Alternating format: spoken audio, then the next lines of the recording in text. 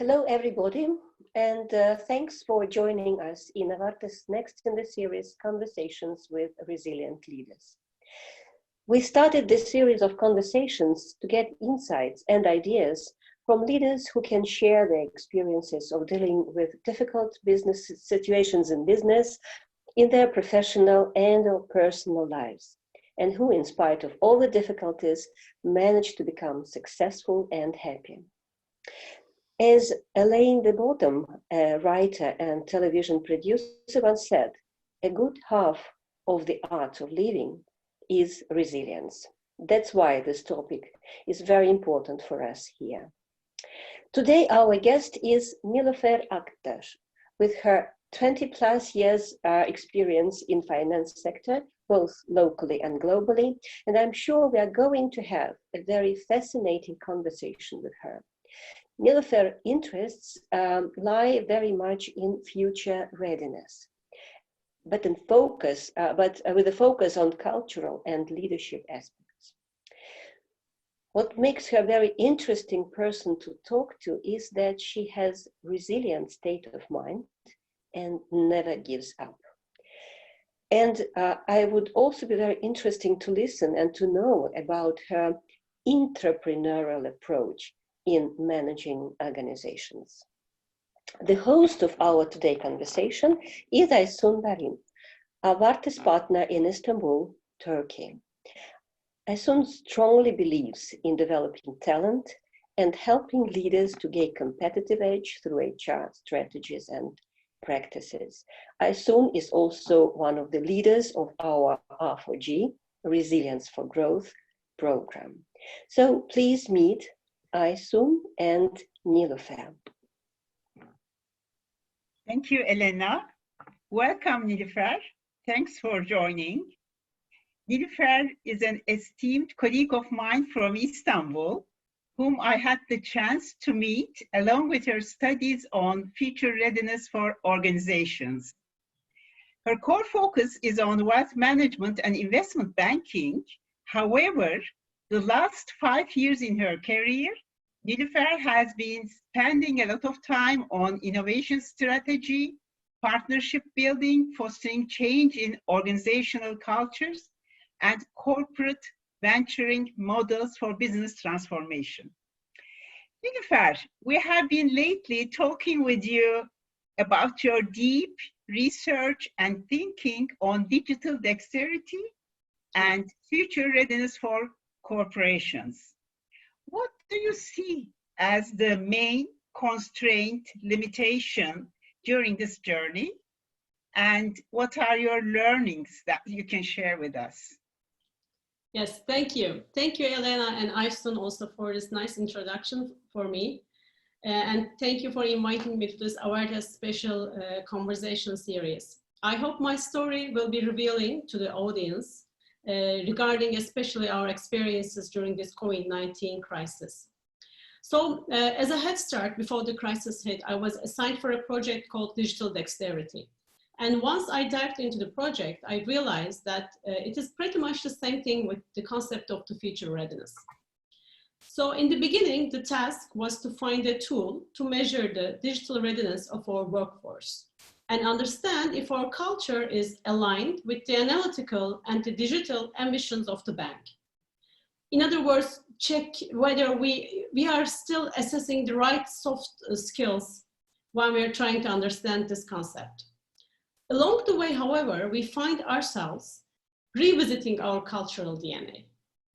So my first action was to reach out to some HR technology companies in US and in Europe, because I realized that there are some next generation solutions for measuring soft skills, because they were using technology like neuroscience, artificial intelligence, and even sometimes simulation tools for measuring the digital dexterity. I also examined the value propositions of some consultancy companies here in Turkey and conducted several interviews with them.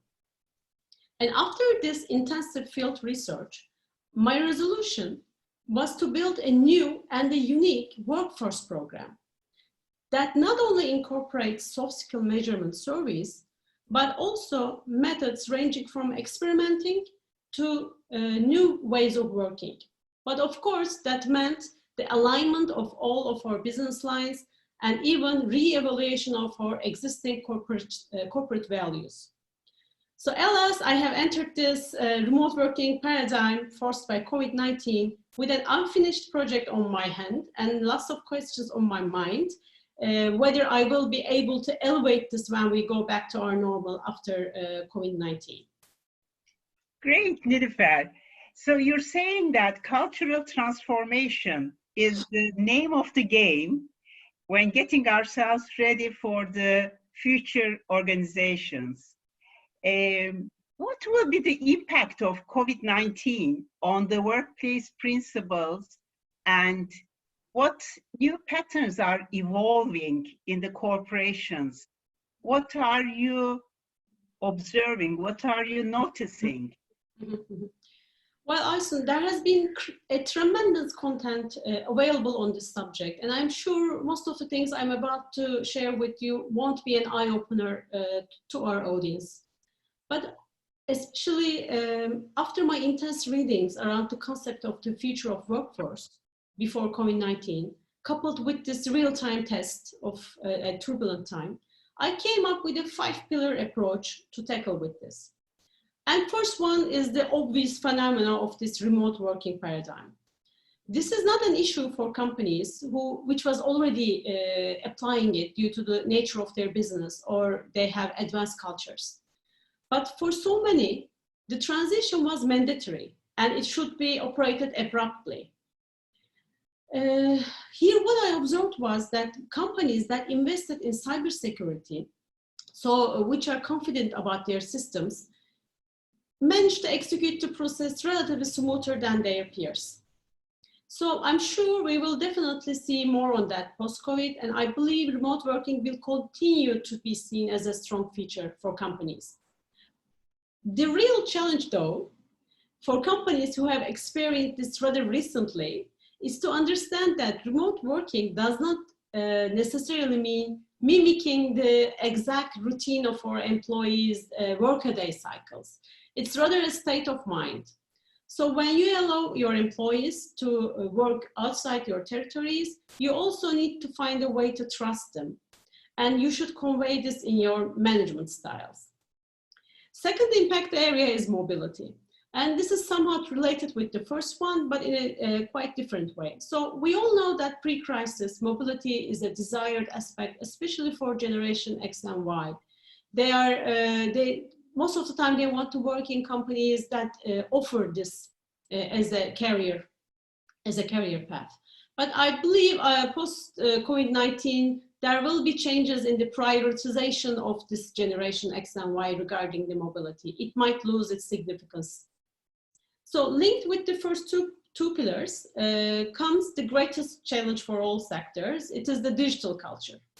And what is the digital culture? It is the necessity to have a workforce equipped with the right skills to align with the digitalization ambitions of the company.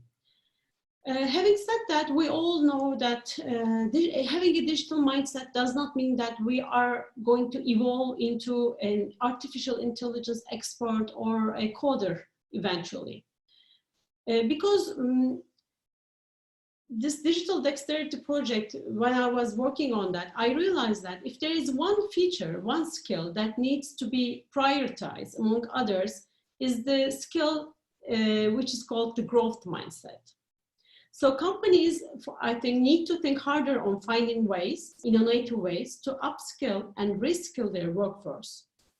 The ability to adapt to change is the greatest virtue of the humanity. So companies should learn to transform themselves into that growth mindset. Last, there comes the two factors which I believe would differentiate an organization from its peers most. It is the employee experience and the impact of inclusiveness and sustainability on the motivation of the workforce. How do we keep the motivation of employees high so that they align with the overall strategy and intentions of their organizations? What are the shortcuts, if any, to accelerate this shift in their culture? Well, of course, I know when we talk about culture, there's no shortcuts, but I have an optimistic view on the impact of the purpose-oriented leadership. serving as catalysts in transition periods like this. I call this the collective mind or the collaboration IQ, and I have fortunately seen glimpses of it throughout my career. Thank you, Nilüfer. I think those were very enlightening and inspiring findings for the corporations, trust, growth mindsets. What I would like to hear from you more is related with the motivation of the employees. You were mentioning about purpose-driven leadership and collaborations, which are the key differentiators. Right. Yeah. Can you elaborate a bit more on these two aspects? Yes, of course, I would love to.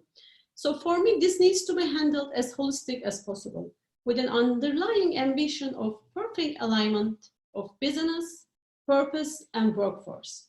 So purpose-driven leadership, for me, is the core of all our challenges ahead.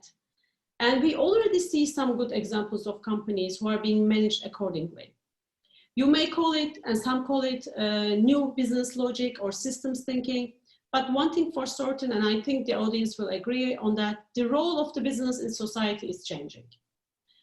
So the business case for purpose is employee engagement, customer loyalty, organizational agility, and of course, with all that comes the long-term financial performance. If I may rephrase that, for me, it is the conscious shift of benefiting merely investors to the far more expansive view of benefiting the entire planet. And I think we are going to see this more post-COVID-19 era.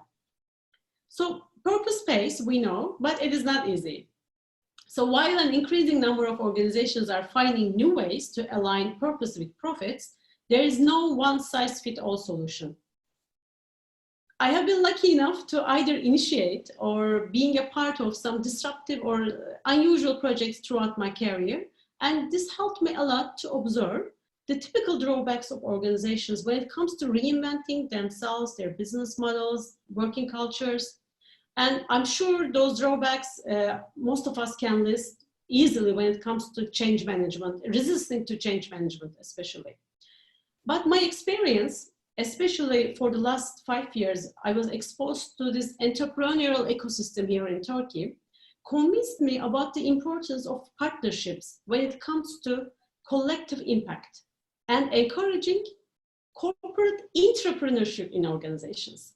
At least that was my secret drive to motivate myself, because while in working conventional corporate cultures, I was really inspired through this state of mind. And I really do hope to see more examples of co-creation cases between different stakeholders in our communities. So I see more than ever debates about this concept, and I think collaboration IQ is a real competence that needs investment. Great, Nilüfer. So you were referring to this secret drive in motivating yourself to move into an entrepreneurship way. Where does that inspiration come from? Okay, so you mean the social entrepreneurship? Yes, the social entrepreneurship. Okay. Maybe we should step back here to define who is an entrepreneur or a social entrepreneur. They are a breed of entrepreneurs, but working in companies, in organizations to develop business solutions for social and environmental problems. That is the definition. And so far, little is known actually about the work of social entrepreneurs and their challenges. There's a research piece called Business as Unusual, if I may recall. And actually this research is shared, I think, in the World Economic Forum this year in Davos. And if anyone is interested, I will be happy to share this research.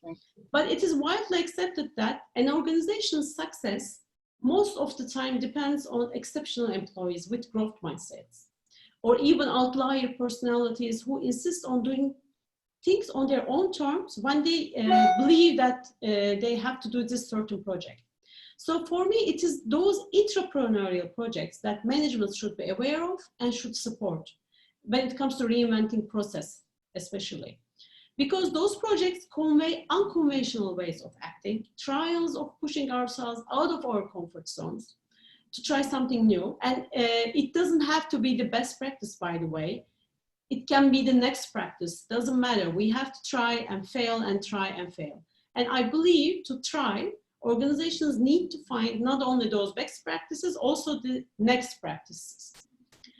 And coming back to me, I love to be a part of those kind of projects where you can observe the real intention of your colleagues, of your departments, of your managers, whether they have, because when they're confronted with something new to understand or to contribute, then you really see the growth potential if there is any in your company. So this is a shortcut for me, coming back. So let me say this, many organizations have actually those kind of employees already in their organizations. But even they are not encouraged to show themselves, or they even themselves don't know that they are those kind of people. I know this because I happened to discover this myself recently for me. Even though I have been working at corporations for years, I have never evolved into a normal employee because, or do business usual at all the time. Something always spoke to me. I always want to do more, something more than what was expected of me. And I didn't know what was wrong with me, actually. So then I realized that I'm a corporate entrepreneur. And that is how I actually developed a resilient state of mind when I was challenged with difficult situations, both in private and in professional life. That was my value propositions to organizations I work for. New things to offer, new exciting stories to write. So you think that resilience is a state of mind? Yeah, exactly. Because when I think about resilience, a lot of things come to my mind. But I don't think it's a certain way of acting or an attitude. For me, it's rather a state of mind, enduring within yourself at every stage or dimension of your life. Because for me, resilience is a higher level of consciousness that protects you from being manipulated or intimidated sometimes in certain periods. Because once you somehow find yourselves in challenging situations, it is that conscious level that pulls you away from that negativity zone. Resilience is more about believing in yourself, in your potential, and the ability to see various angles of a situation which seemed first negative to you, but eventually you will see that that is going to have a positive contribution to your unique development journey coming along. So this state of mind really helped me in transforming myself from a business as unusual person to a catalyst of change, to a comfort zone disruptor, and an outlier even sometimes. And this has consequences. I mean, but still I believe the experience of writing unique stories is priceless in today's world. And especially in times like this, we will need more creative and resilient leaders to sail the boat. Fully agreed, fully in line. So thank you, Nilüfer. It has been a very rich and expanding conversation for me. Thanks for joining.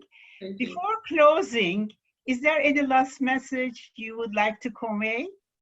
Yes, maybe I can make a small quotation from Einstein, because he said, we cannot solve our problems at the same level of thinking that created them. We need to change our lenses. That is why transformation is essential, but also very hard, because we need to change ourselves first. I'm convinced that the future or the next phase of our development will all be about challenging the conventional wisdom around business, what it does, how it does, and for whom it does. And companies that can create a culture that embraces risk, experimentation, lifelong learning, and even fun, yes, fun, will truly unleash the power of their entrepreneurial talent on the most pressing challenges of the 21st century. Thank you, Nilüfer. Great messages. Pleasure. Thank you. Thank you for inviting me. Thank you. Thank you. Yes, thank you very much. Thank you, Nilufer, for sharing your experiences, ideas, thoughts, and insights. I hope it was nice. It was. It really was. Okay. And listening to you, I could feel how much thought is behind all your ideas. Yes. And yes. really, it gives all of us a lot of food for thought for the future. Thank you very much, Elena. Thank you. Really, resilience is something that can support us to go through the unpredictable times and acquire new ways of working, both in post-COVID world and in our digital world, as Nilüfer was talking about. And really, this is not an easy period for us, but we still need to get ready for the future, and it requires a lot from us to be ready to move into the new world of work. Mm-hmm. And thank you very much, Aysun, for the conversation, for the interesting questions that you has put to Nilüfer. These questions really allowed us to know more about the new world, about the view of Nilüfer, about the future business world. Thank you very much. Thank you. And we are planning to have more conversations with interesting and resilient leaders in future. So I would ask all our listeners not to miss our future conversations, and for that, subscribe to our channel. And do not forget to click on the bell icon so that you can get the notifications of our next videos. And we would be really grateful if you share it, press like it, and write your feedback in the comment segment. And you can also send us your questions to the email address that you can now see on your screen, info@avartes.com. Thank you very much and hope to see you soon. Bye-bye.